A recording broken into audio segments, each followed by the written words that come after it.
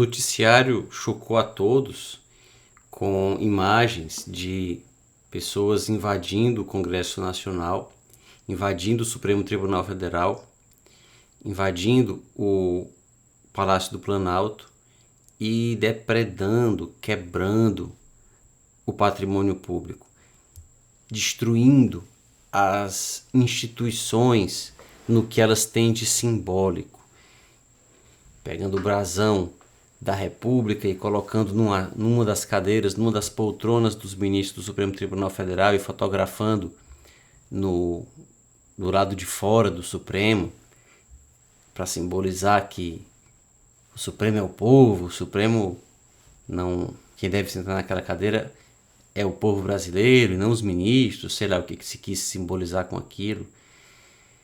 E eu fiz um vídeo no Instagram, aliás, uma postagem no Instagram, me posicionando e criticando veementemente esses atos.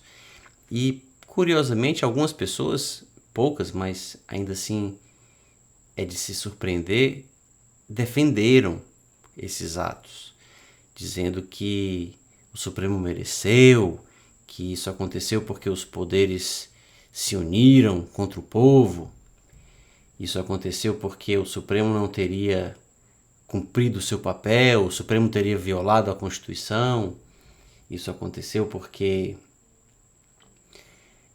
as urnas seriam não confiáveis, não teria sido divulgado o código-fonte e outras coisas ou argumentos do gênero que foram escutadas bastante nesses últimos meses e até anos. E aí me veio a seguinte reflexão que trago aqui para compartilhar com os que acompanham este canal, que é a seguinte: não interessa se não é relevante se essas acusações são verdadeiras. Elas naturalmente não são. Os poderes não estão aliados numa teoria da conspiração contra o povo brasileiro. Todos os 11 ministros do STF e todos os deputados e senadores e o presidente da República, todos unidos contra o povo. Essa entidade não identificada e que se questiona quem fala em nome dela, se nós temos uma eleição e a maior parte das pessoas habilitadas a votar se manifesta num sentido, o que diz o povo? O que uma minoria que foi vencida, porque não é a minoria simplesmente que não votou no candidato vencedor, porque muitos dos que não votaram no candidato vencedor reconhecem o resultado das eleições. É uma minoria a dos que não reconhecem a legitimidade do resultado das eleições, e menor ainda é o número daqueles que, além de não reconhecerem, ainda se insurgem contra as instituições e querem destruir o STF, destruir o Congresso, destruir o Palácio do Planalto e implantar um novo governo, sabe-se lá o que essas pessoas querem. E a reflexão que se faz é a seguinte: em primeiro lugar, que sempre se criticou o STF. Pessoas que estudam a jurisprudência do STF têm críticas a ela há muito tempo. Naturalmente que se entende que em matéria tributária, em matéria previdenciária, em matéria de direitos fundamentais, em matéria de todas as questões de direito, pessoas têm críticas para fazer ao entendimento do STF. Às vezes os próprios ministros têm críticas a fazer ao entendimento que prevalece. Então tem uma decisão qualquer muito polêmica que é decidida por voto de maioria, mas há votos vencidos, a decisão não é unânime, e os ministros vencidos têm críticas a fazer, têm ressalvas a fazer ao entendimento que prevaleceu, ao entendimento vencedor. Mas daí a destruir a instituição porque não se concorda com o resultado da deliberação, há uma diferença muito grande. Na democracia nós precisamos aprender a conviver com o diferente, nós precisamos aprender a conviver com a divergência. É muito importante na democracia aprender a ficar vencido. Talvez mais importante do que ganhar, ou do que saber ganhar, na democracia é importante saber perder. Não se pode, sempre que se perde, dizer que o jogo não valeu e querer quebrar tudo, como se num jogo de futebol, porque o nosso time não ganha, a gente quer quebrar o estádio, quer matar o juiz, quer bater nos próprios jogadores que perderam, como eventualmente torcidas enfurecidas fazem. Então foi mais ou menos o que se assistiu em Brasília, nesse dia 8 de janeiro, mas com um agravante. Nós estamos falando das instituições que garantem os direitos fundamentais.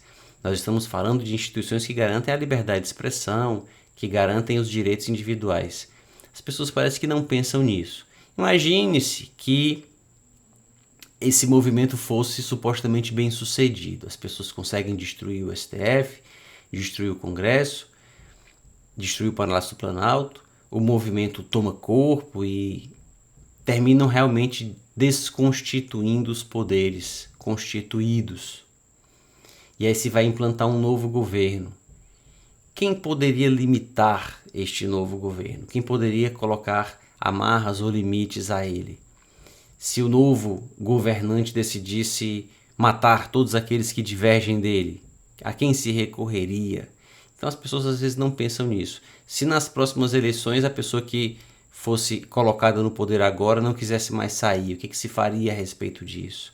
Então é muito importante saber perder e saber agir dentro das regras do jogo. Não se concorda com uma decisão do STF?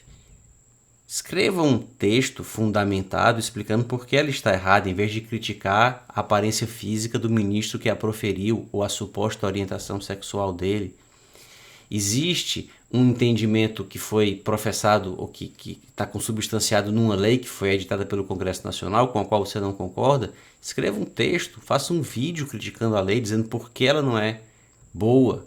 Vote em deputados ou contacte o deputado ou senador em que você votou e peça a ele que no Congresso Nacional faça um movimento legítimo dentro das regras do jogo para alterar essa lei e não invadir o Congresso Nacional para destruí-lo porque se fez uma decisão ou se adotou uma norma, enfim, se adotou uma política qualquer com a qual não se concorda.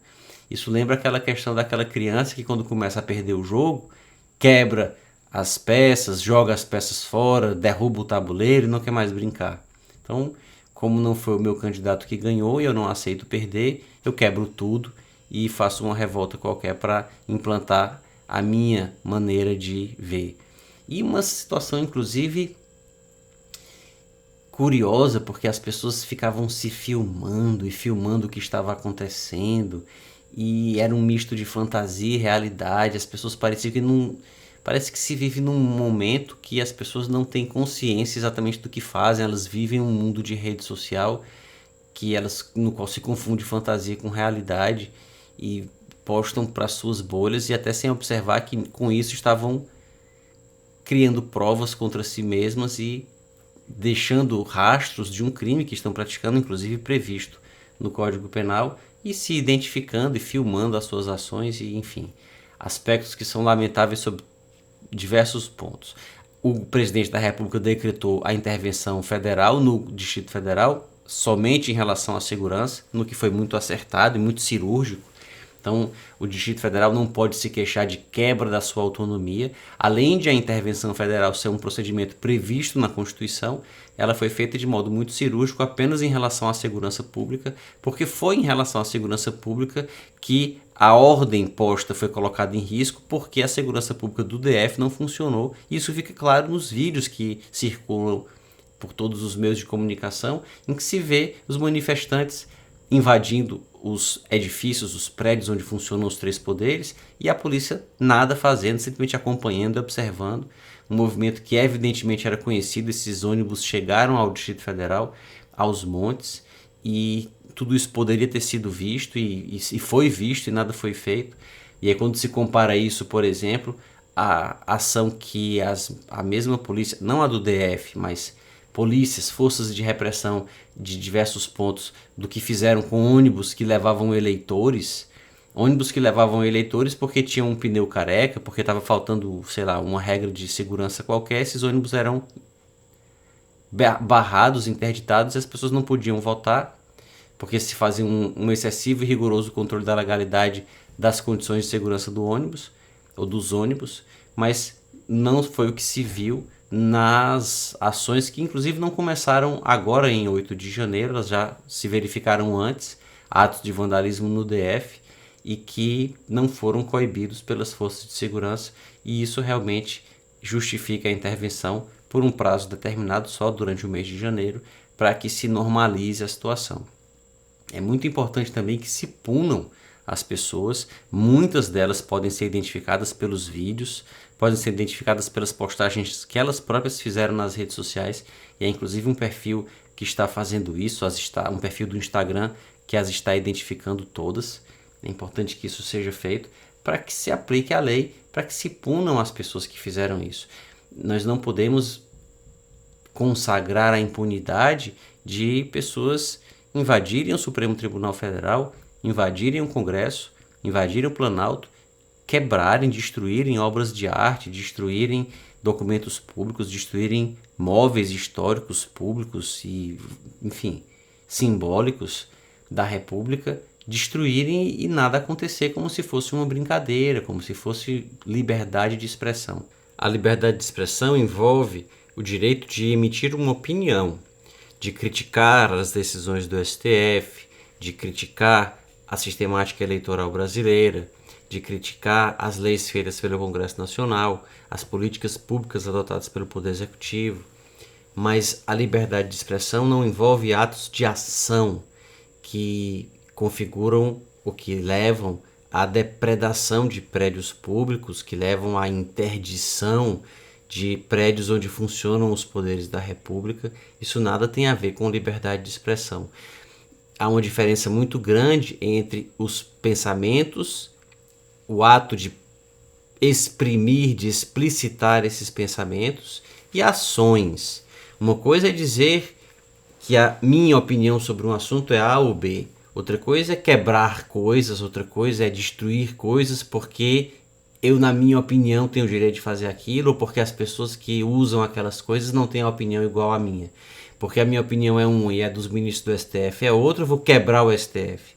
Porque a minha opinião é uma e a do Congresso Nacional, dos deputados que integram o Congresso Nacional é outra, eu vou destruir o Congresso Nacional. Então, isso não faz o menor sentido e não tem absolutamente nada a ver com liberdade de expressão, e menos ainda com desobediência civil. A desobediência civil envolve o direito de pacificamente não cumprir certos deveres, não reconhecer a autoridade, mas sem, com isso, perturbar ou colocar em risco a liberdade, a vida de outras pessoas ou destruir o patrimônio público ou privado. Quando se sai às ruas tocando fogo em ônibus, quando se sai às ruas ingressando em prédios públicos e destruindo o patrimônio público, destruindo o lugar onde funciona a Suprema Corte, destruindo as instalações da Suprema Corte, isso nada tem a ver com desobediência civil e menos ainda com liberdade de expressão. É importante destacar também que isso nada tem a ver com a ideologia A ou B. Ah, você está dizendo isso porque você é petista, você está dizendo isso porque você apoia o presidente Lula? Absolutamente, de forma nenhuma. Se o presidente Lula tivesse perdido as eleições, Jair Bolsonaro tivesse ganhado as eleições e o que aconteceu hoje tivesse sido perpetrado por pessoas vestidas com camisas vermelhas, com estrelas e símbolos do Che Guevara, que tivessem quebrado o Congresso Nacional, o ato seria igualmente reprovável. Se as eleições tivessem sido vencidas por Simone Tebet e fossem apoiadores de Bolsonaro, de Lula, de Ciro, não interessa. Não interessa se é apoiador de A ou de B, ou se são defensores da monarquia ou defensores dos extraterrestres, não importa. É preciso respeitar o resultado das eleições, é preciso respeitar os poderes constituídos. O ordenamento jurídico, as leis brasileiras, a estrutura das instituições brasileiras, elas podem ser modificadas dentro das regras nelas mesmas previstas. Então a Constituição prevê a forma como se pode alterar a própria Constituição. A Constituição prevê a forma como as pessoas podem criticar e pedir que se façam mudanças na maneira como o Estado funciona. A Constituição consagra a maneira ou prevê a maneira como as pessoas podem se reunir, protestar, se manifestar pacificamente, sem armas, sem destruir o patrimônio público, sem entrar nos prédios públicos. A Constituição diz como tudo isso pode acontecer. Ela fixa as regras do jogo. E quando alguém descumpre essas regras do jogo, quando alguém quer romper com as instituições, quando alguém não reconhece o resultado de uma eleição, não importa se é esquerda, se é direita, inclusive os extremos nesse ponto se assemelham muito, embora nunca se tenha visto algo parecido ter sido feito pela esquerda no Brasil. Mas não se exclui a possibilidade disso já ter acontecido, e a história mostra que já aconteceu em outros lugares. Os extremos, como disse, se parecem muito, mas esse não é um momento de se fazer competição, de saber, porque a esquerda na Rússia matou mais, ou na Alemanha a direita matou mais, ou porque a ditadura X de direita é mais arbitrária do que a X de esquerda. As ditaduras todas não prestam, de direita ou de esquerda tanto faz. E a crítica que se faz aqui é uma crítica ao arbítrio, à barbárie, à desordem, venha ela de que lado for. Então essa observação não tem absolutamente nada a ver com apoio político ao candidato A ou B, ou projeto econômico do candidato A ou B. Porque o candidato X é corrupto, porque o candidato Y, isso não importa. Isso não é motivo para se destruir o STF, isso não é motivo para se destruir o Congresso e o Planalto do Brasil. Isso é motivo para se fazer crítica, protesto, para que se defendam ou que se façam alianças para se eleger na próxima eleição uma outra pessoa, para que se fiscalizem os poderes constituídos, para que se façam denúncias aos desmandos, ao que se verifica de errado, mas não para que se destrua, não para o uso da força. Se tiver gostado desse vídeo, não se esqueça de curti-lo, de se inscrever no canal para acompanhar os próximos, de deixar aqui na caixa de comentários o que pensa a respeito desta polêmica questão. Até o próximo vídeo.